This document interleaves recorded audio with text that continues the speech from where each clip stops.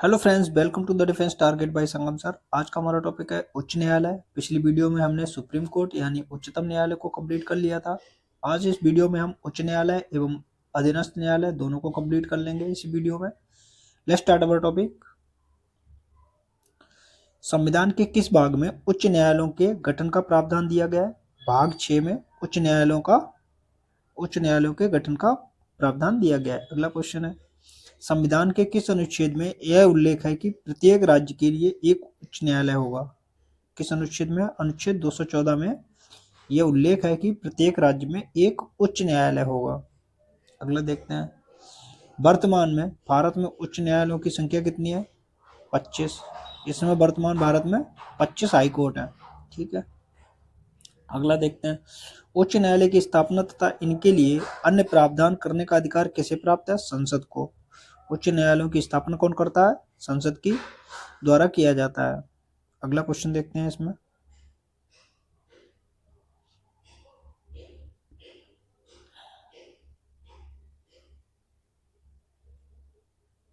Next question है हमारे पास, किस अनुच्छेद में यह उपबंध है कि संसद विधि द्वारा दो या अधिक राज्यों अथवा किसी केंद्र शासित क्षेत्र के लिए एक ही उच्च न्यायालय की स्थापना कर सकती है? ये बात कही गई अनुच्छेद 231 में। किसमें?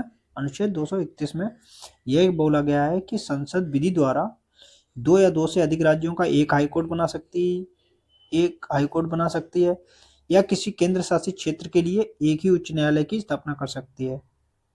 अगला देखते हैं, उच्च न्यायालयों का गठन किस अनुच्छेद के तहत होता है? अनुच्छेद 216 के तहत उच्च न्यायालयों का गठन होता है। अगला क्वेश्चन देखते हैं, अगला क्वेश्चन हमारे पास है, उच्च न्यायालय के न्यायाधीशों की नियुक्ति और उनके पद से संबंधित प्रावधान किस अनुच्छेद में है? उच्च न्यायालय के न्यायाधीशों की नियुक्ति और उनके पद से संबंधित प्रावधान अनुच्छेद 217 में है। किसमें है? अनुच्छेद 217 में है। अब हम देखते हैं नेक्स्ट क्वेश्चन,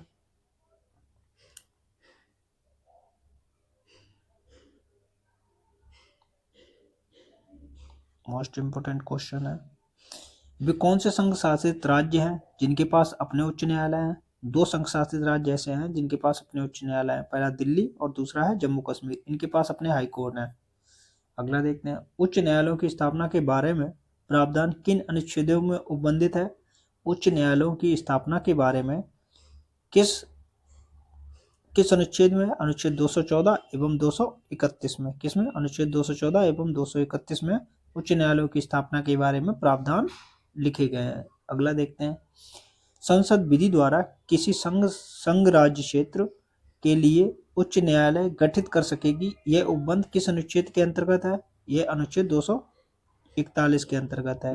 संसद विधि द्वारा किसी संघ राज्य क्षेत्र में उच्च न्यायालय गठन कर सकेगी, यह अनुच्छेद 241 में लिखा गया है।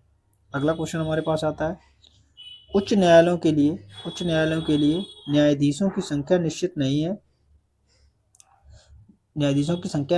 है, फिर भी इनकी नियुक्तियों समय समय पर किसके द्वारा की जाती है? ये की जाती है राष्ट्रपति के द्वारा। किसके द्वारा? राष्ट्रपति के द्वारा। अगला है, उच्च न्यायालय के सेवानिवृत्त न्यायाधीशों के लिए विधि का व्यवसाय करने पर निर्बंधन किस अनुच्छेद के अंतर्गत आरोपित किया गया है? अनुच्छेद 220 के अंतर्गत आरोपित किया गया है। उच्च न्यायालय के सेवानिवृत्त न्यायाधीशों के लिए विधि का व्यवसाय करने पर निर्बंधन किस अनुच्छेद के तहत किया गया है? अनुच्छेद 220 के तहत किया गया है। अगला, इलाहाबाद उच्च न्यायालय की स्थापना कब हुई? 1866 में। 1866 ईस्वी में इलाहाबाद उच्च न्यायालय की स्थापना हुई थी। अगला देखते हैं, अगला क्वेश्चन हमारे पास आता है, किस संविधान संशोधन द्वारा उच्च न्यायालयों के न्यायाधीशों की सेवानिवृत्ति की आयु 62 वर्ष कर दी गई? 15वां संविधान संशोधन अधिनियम 1963 के द्वारा उच्च न्यायालय के न्यायाधीशों की सेवानिवृत्ति की आयु 62 वर्ष कर दी गई थी। अगला देखते हैं क्वेश्चन, राष्ट्रपति द्वारा उच्च न्यायालय के मुख्य न्यायाधीशों की नियुक्ति किसके परामर्श से की जाती है? उच्च न्यायालय के मुख्य न्यायाधीश की जो नियुक्ति होती है वह सुप्रीम कोर्ट के मुख्य न्यायाधीश तथा संबंधित राज्य के राज्यपाल के परामर्श के द्वारा की जाती है ना। अगला क्वेश्चन देख लेते हैं हम, सर्वोच्च न्यायालय का मुख्य न्यायाधीश उच्च न्यायालयों के न्यायाधीशों की नियुक्ति के लिए राष्ट्रपति को परामर्श किसकी सलाह पर देता है? ये उच्चतम न्यायालय के 2 वरिष्ठ न्यायाधीश के परामर्श के पश्चात ही वो राष्ट्रपति को सलाह देता है। अगला देखते हैं, उच्च न्यायालय का न्यायाधीश बनने के लिए क्या अर्हताएं होनी चाहिए? मोस्ट इंपोर्टेंट क्वेश्चन है। उच्च न्यायालय का न्यायाधीश बनने के लिए क्या अर्हताएं होनी चाहिए, क्या क्वालिफिकेशन होनी चाहिए? पहली क्वालिफिकेशन चाहिए भारत का नागरिक होना चाहिए, 10 वर्ष तक भारत राज्य क्षेत्र में न्यायिक पद पर कार्य कर चुका हो, ठीक है। और तीसरा है 10 वर्ष तक एक या अधिक उच्च न्यायालयों में अधिवक्ता रह चुका हो। ये 3 क्वालिफिकेशन चाहिए होते हैं। अगला क्वेश्चन देखते हैं हम, किसी उच्च न्यायालय का कार्यवाहक मुख्य न्यायाधीश किसके द्वारा नियुक्त किया जाता है? राष्ट्रपति के द्वारा। किसी उच्च न्यायालय का कार्यवाहक मुख्य न्यायाधीश किसके द्वारा नियुक्त किया जाता है? राष्ट्रपति के द्वारा। अगला देखते हैं, उच्च न्यायालय में कार्यवाहक मुख्य न्यायाधीश की नियुक्ति कब की जाती है? उच्च न्यायालय में कार्यवाहक मुख्य न्यायाधीश की नियुक्ति कब की जाती है? जब मुख्य न्यायाधीश की अनुपस्थिति हो, ठीक है। जब मुख्य न्यायाधीश अनुपस्थित हो तो कार्यवाहक मुख्य न्यायाधीश नियुक्त किया जाता है। अगला क्वेश्चन, किसी उच्च न्यायालय में अपर न्यायाधीश की नियुक्ति कौन करता है? राष्ट्रपति करता है। किसी उच्च न्यायालय में अपर न्यायाधीश राष्ट्रपति द्वारा नियुक्त किया जाता है। अगला क्वेश्चन है, उच्च न्यायालय में अपर न्यायाधीश की नियुक्ति का प्रावधान किस अनुच्छेद के तहत किया गया? अनुच्छेद 224 में अपर न्यायाधीश की बात कही गई है। अनुच्छेद 224 में किसकी बात कही गई है? अपर न्यायाधीश की नियुक्ति की, ठीक है। अगला क्वेश्चन देखते हैं, अगला क्वेश्चन हमारे पास आता है, अपर न्यायाधीशों की नियुक्ति कहाँ की जाती है? केवल उच्च न्यायालय में, ये सुप्रीम कोर्ट में नहीं होता है, ठीक। अपर न्यायाधीशों की नियुक्ति कहाँ की जाती है? केवल उच्च न्यायालय में। कहाँ की जाती है? उच्च न्यायालय में। अगला क्वेश्चन देखते हैं, अगला क्वेश्चन हमारे पास आता है, अपर न्यायाधीशों का कार्यकाल कितने वर्ष का होता है? 2 वर्ष का होता है। कितने? 2 वर्ष का होता है। अपर न्यायाधीशों का कार्यकाल 2 वर्ष का होता है। अगला क्वेश्चन है, राष्ट्रपति द्वारा उच्च न्यायालय में अपर न्यायाधीशों की नियुक्ति क्यों की जाती है? कार्य की वृद्धि के कारण। काम जब ज्यादा हो जाता है तो अपर न्यायाधीश की नियुक्ति कर दी जाती है। अब अगला क्वेश्चन देख लेते हैं, उच्च न्यायालय के न्यायाधीशों की आयु से संबंधित उत्पन्न किसी प्रश्न का विनिश्चय कौन करता है? अगर उच्च न्यायालय के न्यायाधीशों की आयु से संबंधित कोई अगर क्वेश्चन आया है तो उस पर निर्णय करेगा राष्ट्रपति। किसकी सलाह पर? मुख्य न्यायाधीश के परामर्श के हिसाब से। मुख्य न्यायाधीश के परामर्श से राष्ट्रपति करता है। अब देखते हैं नेक्स्ट क्वेश्चन। नेक्स्ट क्वेश्चन हमारे पास आता है, पद ग्रहण से पूर्व उच्च न्यायालय के न्यायाधीश को अनुसूची 3 के तहत शपथ कौन ग्रहण करवाता है? राज्यपाल। नियुक्ति कौन करता है? राष्ट्रपति। और शपथ कौन दिलवाता है? राज्यपाल, ठीक है, ये ध्यान रख लेना।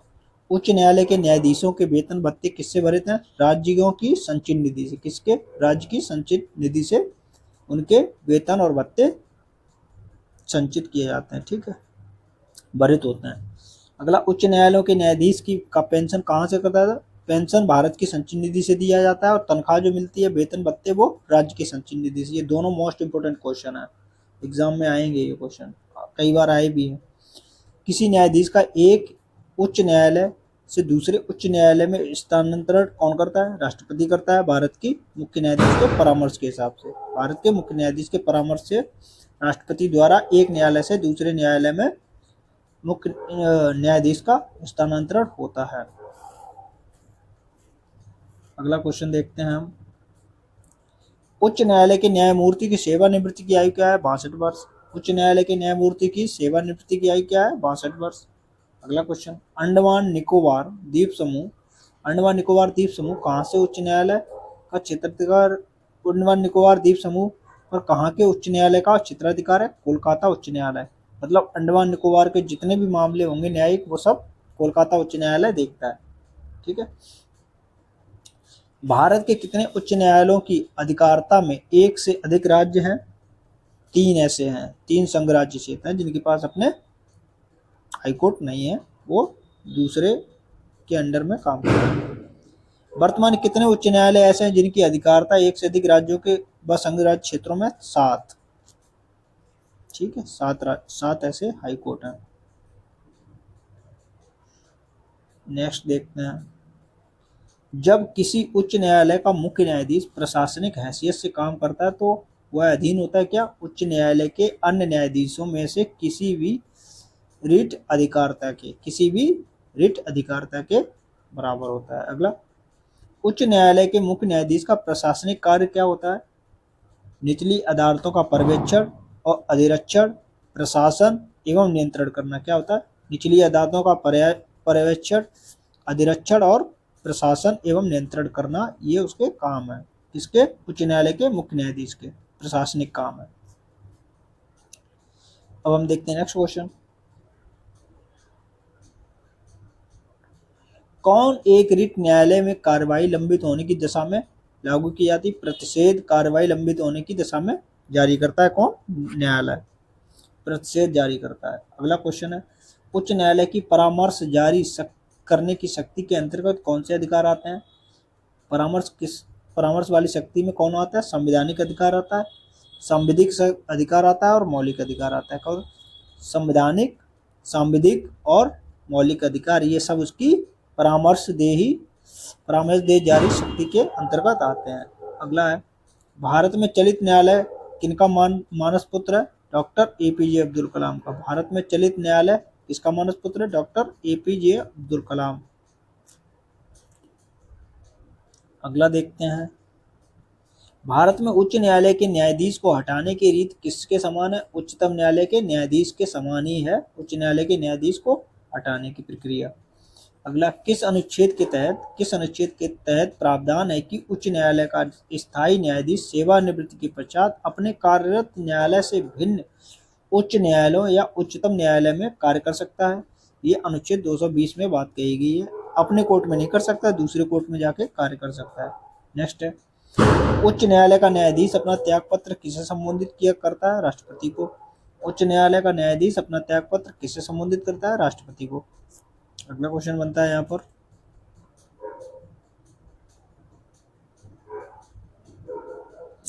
अगला क्वेश्चन हमारे पास आता है, किस उच्च न्यायालय ने यह फैसला दिया है कि एक बार में 3 बार तलाक कहने से तलाक होना गैर कानूनी है? किसमें बोला? इलाहाबाद उच्च न्यायालय ने 3 तलाक को क्या कर दिया? गैर कानूनी घोषित किया है। अगला, 3 तलाक की प्रथा कब आपराधिक घोषित किया गया था? विवाह अपराध अधिकार संरक्षण अधिनियम 2019 के तहत। विवाह अधिकार संरक्षण अधिनियम 2019 के तहत 3 तलाक की प्रथा को आपराधिक घोषित किया गया है। अगला क्वेश्चन है, विधि आयोग के किस अध्यक्ष ने अपनी रिपोर्ट में उल्लेख किया है कि प्रत्येक उच्च न्यायालय के 1/3 न्यायाधीश हर दूसरे राज्य से होने चाहिए? ठीक है, 1/3 न्यायाधीश दूसरे राज्य से होने चाहिए। ये दिया था न्यायाधीश HR खन्ना ने। किसने? न्यायाधीश HR खन्ना ने ये बात कही थी। अब हम देखते हैं जिन उच्च न्यायालय और उनके न्याय क्षेत्र कौन कौन से हैं। ठीक है, उच्च न्यायालय और उनके न्याय क्षेत्र, जम्मू और कश्मीर, इसका न्याय क्षेत्र है जम्मू कश्मीर और लद्दाख। इसका मुख्यालय जम्मू, श्रीनगर और जम्मू 2 जगह है। किसमें है? श्रीनगर और जम्मू में 2 खंडपीठ हैं इसकी। ठीक है, इसका न्याय क्षेत्र में क्या क्या आता है? जम्मू कश्मीर और लद्दाख दोनों ही आते हैं। अगला आता है बम्बई। बम्बई के अंदर आता है महाराष्ट्र, आता है गोवा भी आता है, दादरा और नगर हवेली, दमन दीव। कितने? महाराष्ट्र, गोवा, दादरा नगर हवेली और दमन दीव, ये सब बम्बई हाईकोर्ट के अंदर आते हैं। इसका मुख्यालय बम्बई में और इसकी खंडपीठ कहाँ कहाँ है? नागपुर में, औरंगाबाद और पणजी में। 3 खंडपीठ हैं इसकी। अब हम देखते हैं कोलकाता। कोलकाता के अंदर क्या क्या आता है? कोलकाता हाईकोर्ट के अंदर आता है पश्चिम बंगाल, अंडमान एंड निकोबार द्वीप समूह, 2 स्टेट आते हैं। उसके बाद कोलकाता में इसकी वो है मुख्य और पोर्ट ब्लेयर में इसकी खंडपीठ है। अगला देखते हैं गुवाहाटी। गुवाहाटी के अंदर आता है असम, नागालैंड, मिजोरम और अरुणाचल प्रदेश। ये सारे राज्य गुवाहाटी हाईकोर्ट के अंदर आते हैं। गुवाहाटी में इसका हेड ऑफिस है, मतलब उच्च न्यायालय का। और कोहिमा, आइजोल और ईटानगर में इसकी खंडपीठ है। केरल देखते हैं। केरल के अंदर आता है केरल और लक्षद्वीप, और एर्नाकुलम में इसकी हेड ब्रांच है, हाई कोर्ट है। अब अगला देखते हैं Chennai high court. Chennai high court Tamil Nadu और पुडुचेरी 2 आते हैं। चेन्नई में इसकी मुख्य शाखा है और मदुरई में इसकी खंडपीठ है। पंजाब और हरियाणा का एक ही हाई कोर्ट है, जिसको पंजाब, हरियाणा और चंडीगढ़ 3 इसमें शामिल हैं। चंडीगढ़ में इसकी हेड ब्रांच है। अब हम देखते हैं उच्च न्यायालय की स्थापना कब कब हुई है। सबसे पहला उच्च न्यायालय 3 बने थे।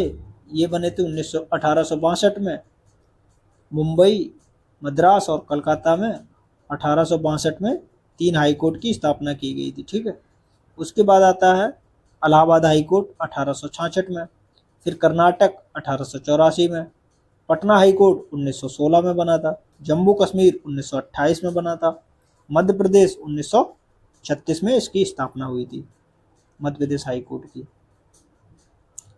अगला देखते हैं, पंजाब और हरियाणा हाई कोर्ट की स्थापना 1947 में की गई थी, गुवाहाटी हाई कोर्ट 1948 में बना था, उड़ीसा 1948 में बना था, राजस्थान का 1949, केरल 1956, गुजरात हाई कोर्ट 1960 में बना था, और Delhi high court 1966 most important है, हिमाचल प्रदेश 1971 में बना था, सिक्किम में 1975 में बना था। अब अगला क्वेश्चन हमारे पास आता है, छत्तीसगढ़ 2000 में बना था, छत्तीस, झारखंड और उत्तराखंड ये 3 राज्य एक साथ बने थे, उनके हाई कोर्ट भी एक साथ बने थे। ठीक है, अगला क्वेश्चन, मेघालय 2013, मणिपुर 2013, त्रिपुरा में 2013 में बना था, आंध्र प्रदेश 2019 और तेलंगाना में 2019, जबकि हैदराबाद उच्च न्यायालय 1954 में बना था। ठीक है, अब हम देखते हैं नेक्स्ट क्वेश्चन,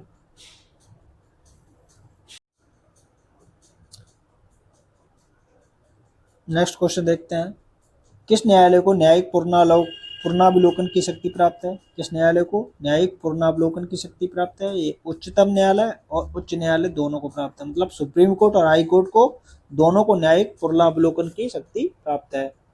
ठीक है, अब अगला क्वेश्चन देखते हैं, मूल अधिकारों से संबंधित प्रारंभिक क्षेत्राधिकार किस न्यायालय को प्राप्त है?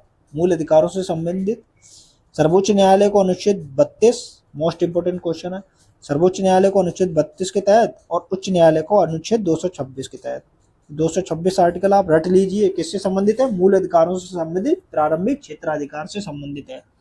सुप्रीम कोर्ट की बात करेगा तो अनुच्छेद 32 और उच्च न्यायालय मतलब हाई कोर्ट की बात करेगा तो अनुच्छेद 226। ठीक है, अब अगला क्वेश्चन देखते हैं, उच्च न्यायालय के कर्मचारियों एवं अधिकारियों की नियुक्ति का अधिकार किसे है? उच्च न्यायालय के मुख्य न्यायाधीश को है। कौन करता है? जैसे सुप्रीम कोर्ट के मुख्य न्यायाधीश को सुप्रीम कोर्ट के कर्मचारियों की नियुक्ति का अधिकार है, वैसे ही उच्च न्यायालय के मुख्य न्यायाधीश को है। ठीक है, अब हम देखते हैं उच्च न्यायालय की स्वतंत्रता। उच्च न्यायालय की स्वतंत्रताएं क्या क्या है? अब क्वेश्चन देखते हैं, उच्च न्यायालय को भी सर्वोच्च न्यायालय की तरह विधायिका एवं कार्यपालिका के प्रभाव से मुक्त रखने के लिए संविधान में प्रावधान किया गया है कि कौन कौन से ऐसे प्रावधान है संविधान में उल्लिखित हैं। तो पहला है उच्च न्यायालय के कार्यों की रीति एवं अधिकारियों व कर्मचारियों पर नियंत्रण, और दूसरा पॉइंट है अधीनस्थ न्यायालयों के लिए नियम बनाना, अपने अपमान के लिए किसी को दंडित करना, ये सब उसके क्या है? कार्य है, स्वतंत्रता है, ये स्वतंत्र है ये सब करने के लिए हाई कोर्ट। नेक्स्ट है वेतन राज्य संचित निधि से और पेंशन भारत संचित निधि से दिया जाना।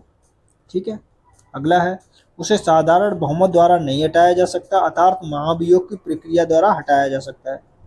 ठीक है, ये बहुत कॉम्प्लिकेटेड है।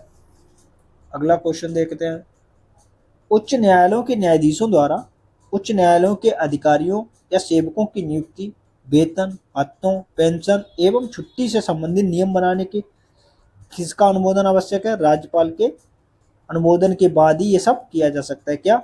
अधिकारियों और सेवकों की नियुक्ति, वेतन, भत्तों, पेंशन एवं छुट्टी से संबंधित कोई भी नियम बनाना होगा तो राज्यपाल का अनुमोदन चाहिए होगा, स्वीकृति चाहिए होगी। नेक्स्ट है सर्वोच्च न्यायालय में अपील के लिए प्रमाण पत्र जारी करने की शक्ति किसकी है? उच्च न्यायालय की। हाई कोर्ट प्रमाण पत्र जारी करता है तभी सुप्रीम कोर्ट आप जा सकते हैं। अगला, किस अनुच्छेद के तहत उच्च न्यायालय प्रमाण पत्र जारी कर सकता है? अनुच्छेद 134 का के तहत उच्च न्यायालय प्रमाण पत्र जारी करता है।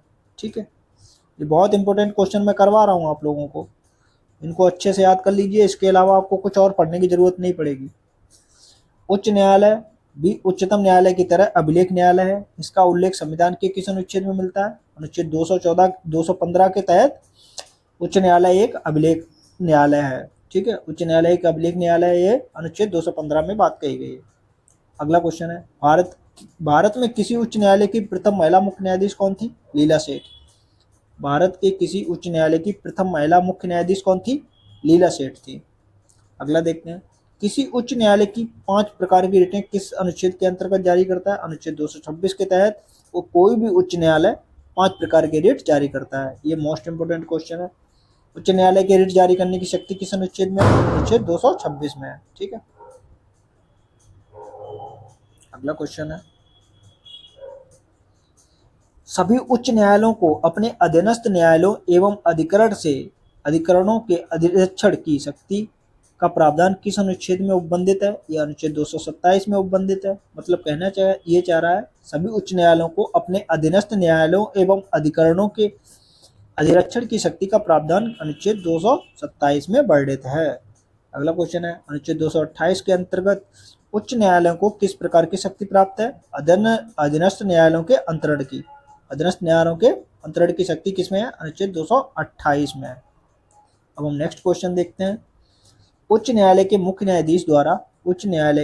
न्यायाधीश के द्वारा किसी पद पर ऐसे व्यक्ति को जो उच्च न्यायालय के असंलग्न हो न्यायालय में नियुक्त करने से पूर्व किसका परामर्श लेने का उपबंध किया गया है? राज्यपाल द्वारा ऐसी अपेक्षा करने पर किसका दिया गया? राज्य लोक सेवा आयोग की आज्ञा, मतलब उससे परामर्श लेने की उपबंध है। ये अनुच्छेद 229 में बात कही गई है। ठीक है, हम देखते हैं नेक्स्ट क्वेश्चन। नेक्स्ट क्वेश्चन हमारे पास आता है,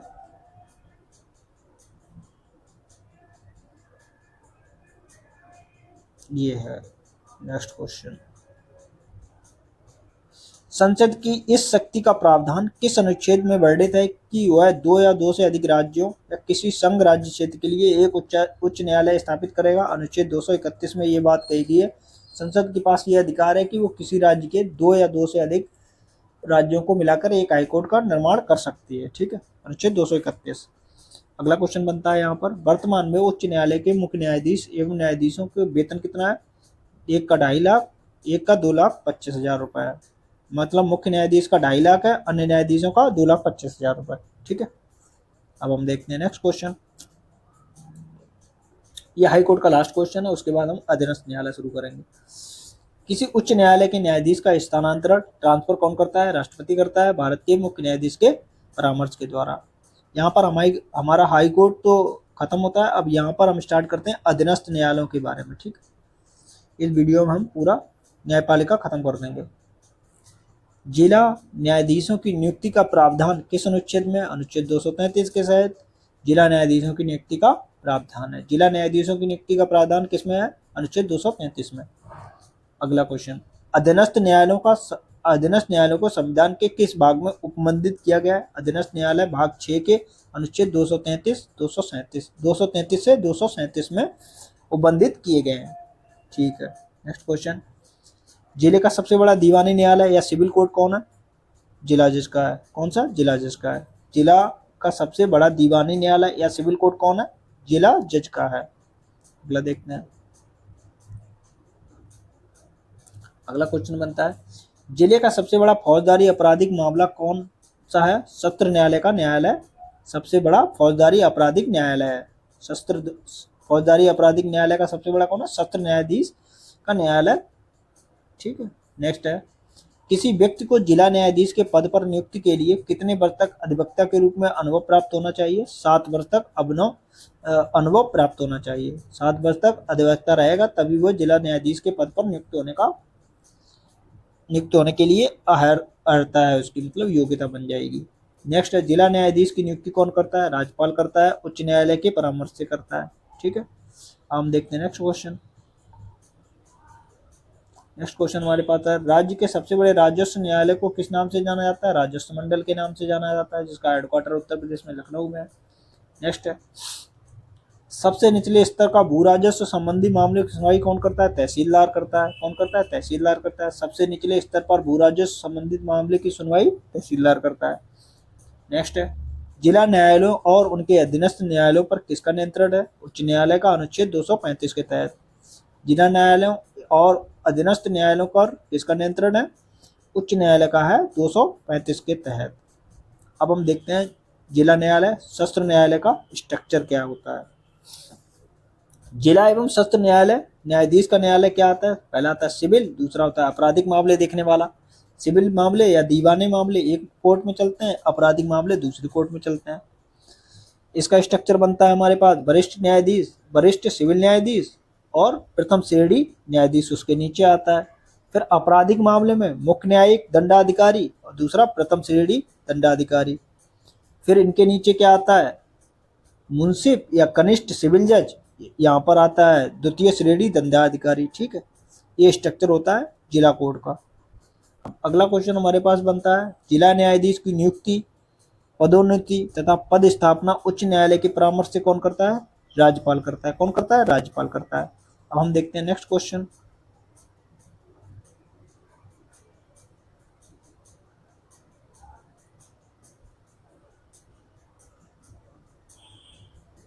लोक अदालत के बारे में देखते हैं। लोक अदालत क्या है?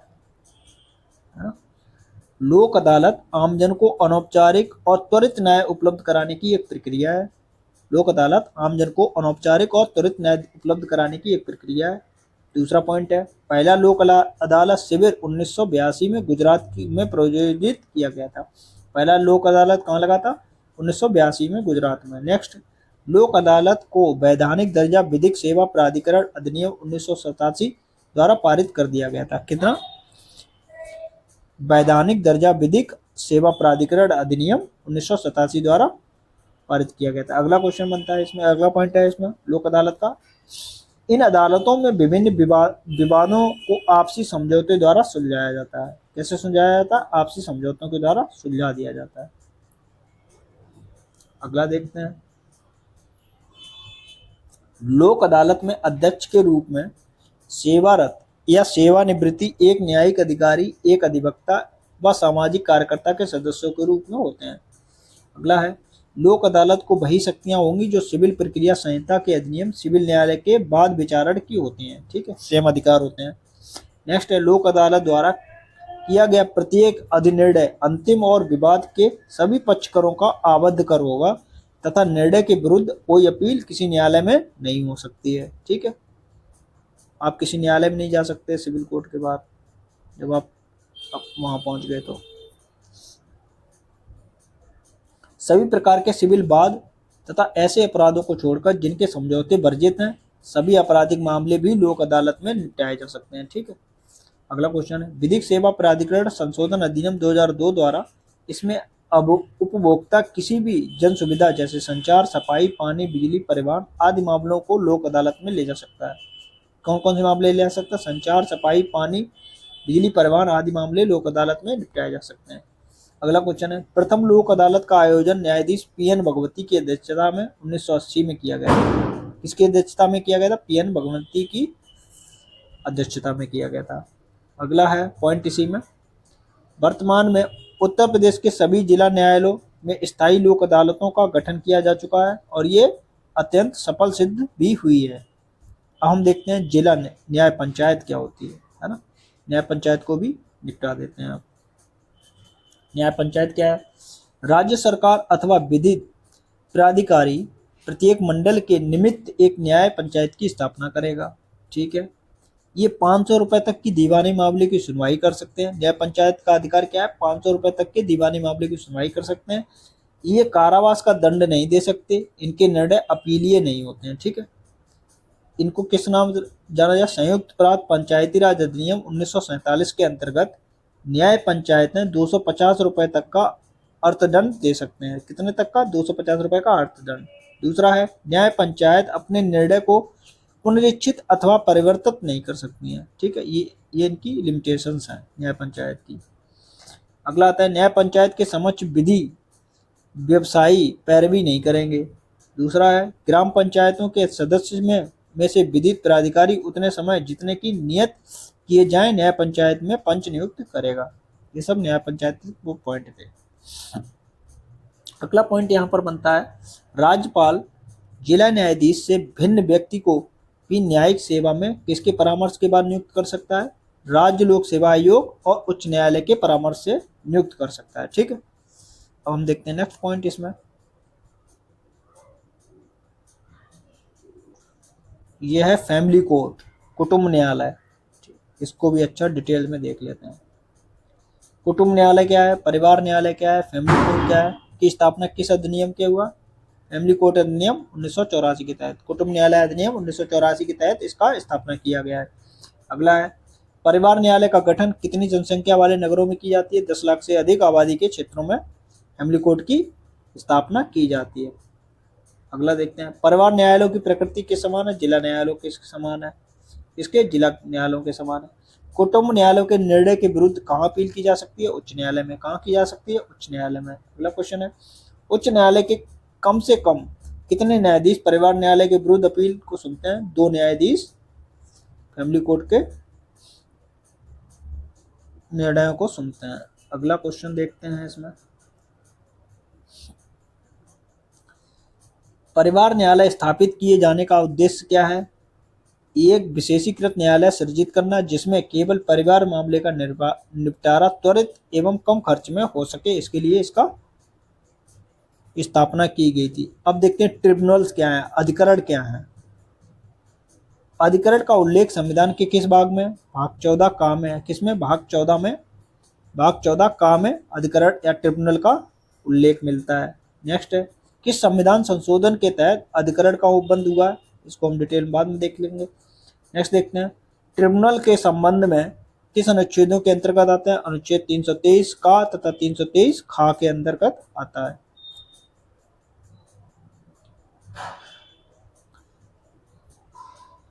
अधिकरण किस प्रकार का निकाय है, अर्धन्यायिक निकाय है। क्या है, अर्धन्यायिक निकाय है।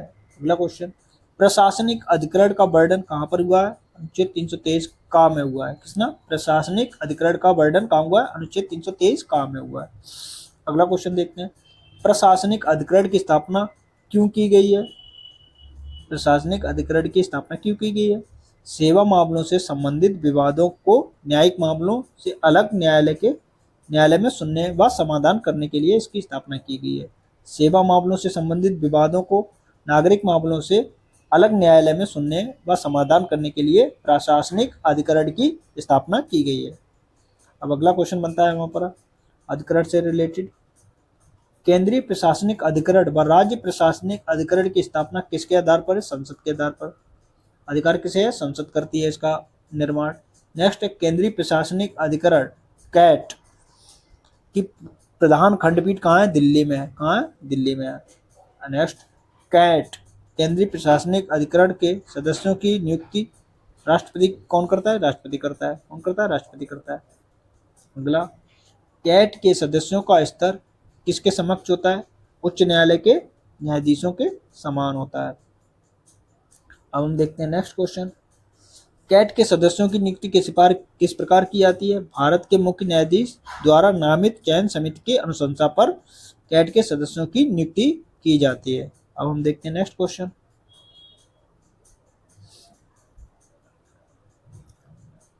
राज्य प्रशासनिक अधिकरण के अध्यक्ष उपाध्यक्ष का अन्य सदस्यों की नियुक्ति किसके द्वारा की जाती है, राज्य के राज्यपाल की सलाह पर राष्ट्रपति के द्वारा। किसके, राज्य के राज्यपाल की सलाह से राष्ट्रपति द्वारा राज्य प्रशासनिक अधिकरण के अध्यक्ष एवं उपाध्यक्ष की नियुक्ति की जाती है। अगला क्वेश्चन है प्रशासनिक अधिकरण अधिनियम 1985 के तहत प्रशासनिक अधिकरण और अधिनियम 1985 के तहत भारत में कितनी पीठें स्थापित हैं, 4 हैं। कहाँ कहाँ है, इलाहाबाद, मुंबई, दिल्ली और कलकत्ता में। कहाँ, इलाहाबाद, मुंबई, दिल्ली और कलकत्ता में 4 पीठें स्थापित हैं। अब हम देखते हैं ये वर्तमान में केंद्रीय प्रशासनिक अधिकरण की कितनी नियमित पीठें, 18 और 21 सर्किट बेंच हैं। 18 ब्रांच हैं इसकी, 21 सर्किट बेंच हैं। अगला देखते हैं केंद्रीय प्रशासनिक अधिकरण की प्रधान पीठ स्थित है दिल्ली में। केंद्रीय प्रशासनिक अधिकरण की प्रधान पीठ कहाँ है, दिल्ली में। अगला देखते हैं ये क्वेश्चन करंट का है, इसको हम करंट में देख लेंगे, है ना, ये अभी चेंज हो चुके हैं। जितना पॉलिटिकल करंट है मैं अलग से करवाऊंगा, अभी जो स्टैटिक वाला पोर्शन है उसको देखते हैं।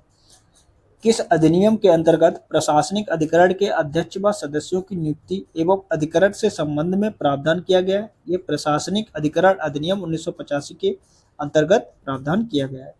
अगला क्वेश्चन देखते हैं। केंद्रीय प्रशासनिक अधिकरण के अध्यक्ष व उपाध्यक्ष का कार्यकाल कितना होता है? 5 वर्ष या 65 वर्ष, जो भी पहले हो जाएगा। ये सब अधिकार उसका होता है। उम्र सीमा। नेक्स्ट क्वेश्चन देखते हैं। प्रशासनिक अधिकरण के सदस्यों का कार्यकाल निर्धारित किया गया है 5 वर्ष या 62 वर्ष, जो भी पहले हो गया हो। नेक्स्ट देखते हैं। केंद्रीय प्रशासनिक अधिकरण की 18वीं पीठ का उद्घाटन कब किया गया? 18वीं पीठ का उद्घाटन किया 8 जून 2020 को जम्मू कश्मीर और लद्दाख में। किसमें? 8 जून 2020 को जम्मू कश्मीर और लद्दाख में किया गया। यहाँ पर हमारा न्यायपालिका कंप्लीटली खत्म होता है। अगर आप किसी भी गवर्नमेंट एग्जाम की तैयारी कर रहे हैं, जैसे यूपीएसआई, दिल्ली पुलिस या अन्य किसी भी जिसमें पॉलिटी आती है,